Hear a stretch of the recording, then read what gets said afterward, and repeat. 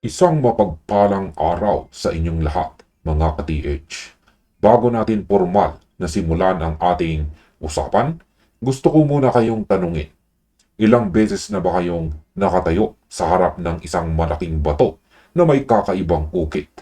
Hawak ang inyong bolo at nagtatanong kung ito na nga ba ang susi sa matagal ninyong hinahanap. Ilang gabi na ba kayong hindi pinatutulog ng mga kwento ng inyong mga lolo o ng mga matatanda sa inyong baryo tungkol sa mga dambuhalang kargamento na ibinaon sa inyong lugar ilang dekada na ang nakakalipas? Alam ko ang pakiramdam na iyan. Ang pakiramdam ng kabog sa dibdib tuwing may natutuklas ang bagong palatandaan. Kaya naman, manatili kayong nakatutok dahil ang videong ito ang magiging pinakamahalagang panimula para sa bagong yugto ng ating paglalakbay. Ngayon ay magkakaroon tayo ng isang malaking pagbabago rito sa ating community. Kung ikaw ay bago pa lamang sa ating channel dito, isang malaking welcome sa inyo. Ang Treasure Hunt Club ay isang channel na sadyang itinayo para sa mga taong may hilig, lakas ng loob at tiyaga sa paghahanap ng mga mamahaling bagay na nakabaon dito sa ating lupain dito sa Pilipinas. Kasama na rito ang pinakasikat at pinaka-misteryosong paksa natin kung saan ay ang mga nakatagong kayamanan ni Yamashita. Ngunit hindi lang tayo basta naghahanap. Ang channel na ito ay sumasakop din sa mga lumang artifacts, mga antigong barya at lahat ng mga bagay na may malalim na kaugnayan sa ating nakaraan at kasaysayan. Pero gaya ng alam ng marami, ang sentro ng ating mga talakayan ay ang mga deposito na iniwan ng mga sundalong Hapon noong panahon ng ikalawang digmaang pandaigdig. Dito sa ating mga susunod na talakayan, pag-uusapan natin ang iba't ibang kwento ng mga kapwa natin treasure hunter, mga kwento ng tagumpay, mga kwento ng kabiguan at mga aral na hindi mo mababasa sa kahit anong aklat.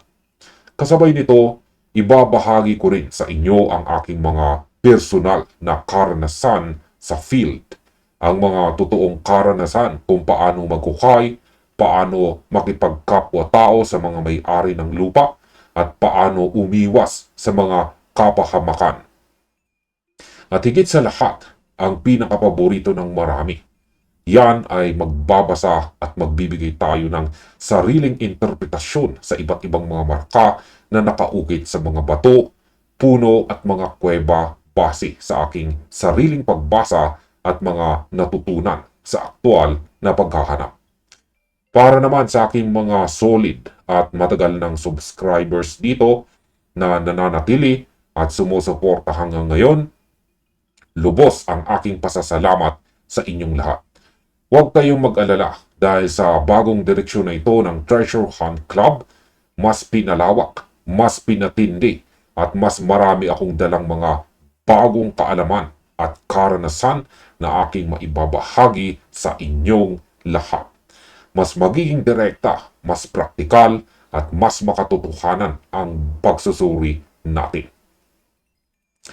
Ngayon ay pag-usapan muna natin mga ka-TH kung bakit nga ba napakahiwaga ng kayamanan ni Yamashita at kung bakit hanggang ngayon sa taong ito ay marami pa rin ang sumasabak sa ganitong uri ng gawain.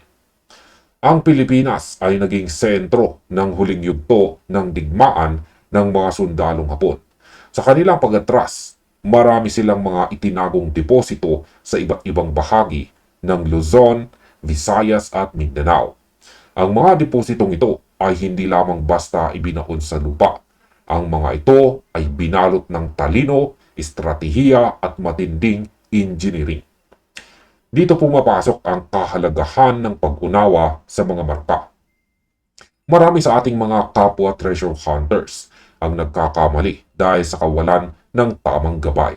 Akala ng iba kapag may nakitang hugis pagong o kaya ay cross sa bato, ay pwedeng nang tirahin agad ng piko at pala. Ang hindi alam ng marami, ang bawat marka na iniwan ng mga sundalong Hapon ay may dalawa o higit pang kahulugan. May mga marka na nagtuturo ng direksyon, may marka na nagsasabi ng distansya, at may mga marka na sadyang ginawa para iligaw ka o dalhin ka sa isang mapanganib na patibong o trap. Sa aking sariling pagbasa sa mga nakaraang operasyon at sa mga nakasalamuha kong mga lumang trapper, natutunan ko na ang bawat ukit ay kailangang tignan gamit ang lohika. Hindi lang basta hula. Halimbawa, ang isang simpleng tatsulok na nakaukit sa ibabaw ng isang malaking bato sa tabi ng sapa. Para sa isang karaniwang tao, baka isipin lang nila na natural na bitak ito.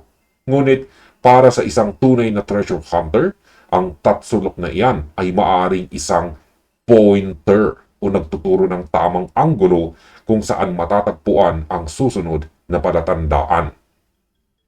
Ang pagbasa sa mga ito ay hindi nangangailangan ng mga mamahaling kagamitan. Ang kailangan mo rito ay matalas na mata, malalim na pag-unawa sa topografiya ng lupa, at tamang diskarte. Alam ko na marami sa atin dito sa Pilipinas ang walang kakayahan na bumili ng mga modernong kagamitan na nagkakahalaga ng daang-daang libo o milyong-milyong piso. At gusto kong linawin sa channel na ito, hindi mo kailangan ng mga mamahaling aparato para maging matagumpay. Ang pinakamabisang kagamitan ng isang treasure hunter ay ang kanyang kaalaman sa mga marka, ang kanyang sipag at ang kanyang malinis na intensyon. Marami akong kakilala o kilala na gamit lamang ang tradisyonal na pamamaraan.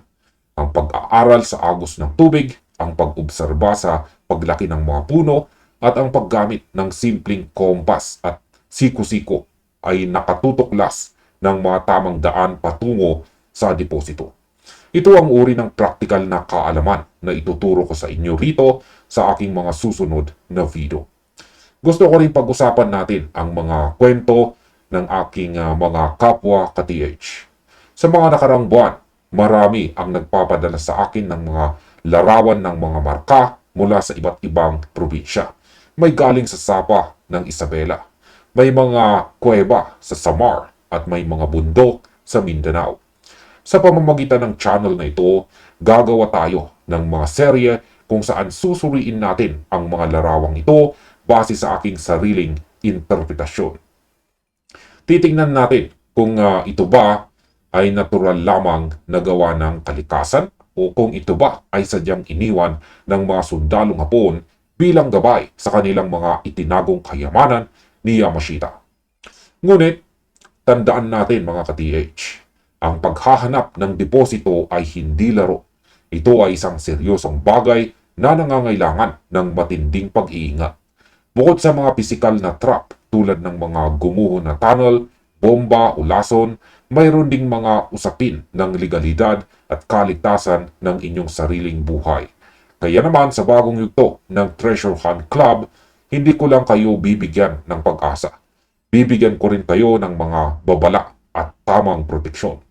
Pag-uusapan natin ang mga tamang paraan kung paano magbasa ng mga babalang marka o danger signs na iniwan sa mga tunnel upang maiwasan ang anumang aksidente. Para sa mga dati kong kasama rito, alam ninyo na palagi tayong nakatapak sa lupa kapag nag-uusap. Walang halong pambobola. Kung ang isang marka ay sa tingin ko ay hindi tunay o gawa lamang ng kalikasan, sasabihin ko sa inyo ng direkta upang hindi po masayang ang inyong panahon, pera at lakas. Ang oras ay napakahalaga para sa ating mga treasure hunters. At ayaw kong maubos ang oras ninyo sa paghukay sa isang lugar na wala namang patutunguhan.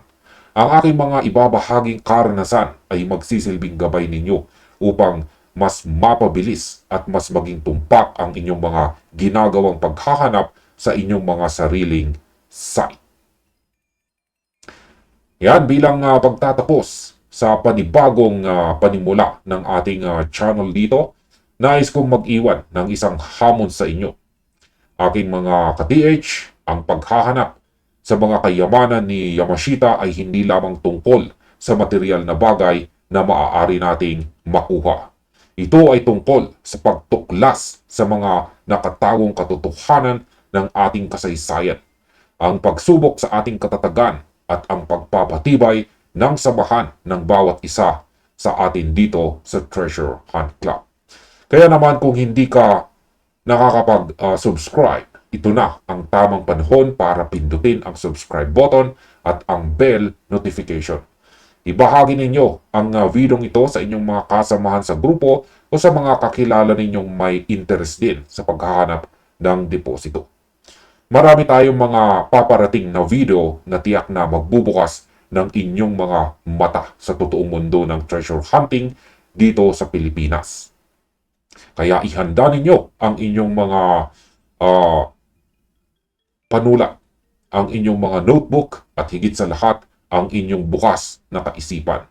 Sabay-sabay nating tuklasin ang mga misteryong nakabaon sa ilalim ng ating silyadong lupa. At dito na nagtatapos ang videong ito. Maraming salamat sa inyong lahat at happy treasure hunting sa inyong lahat.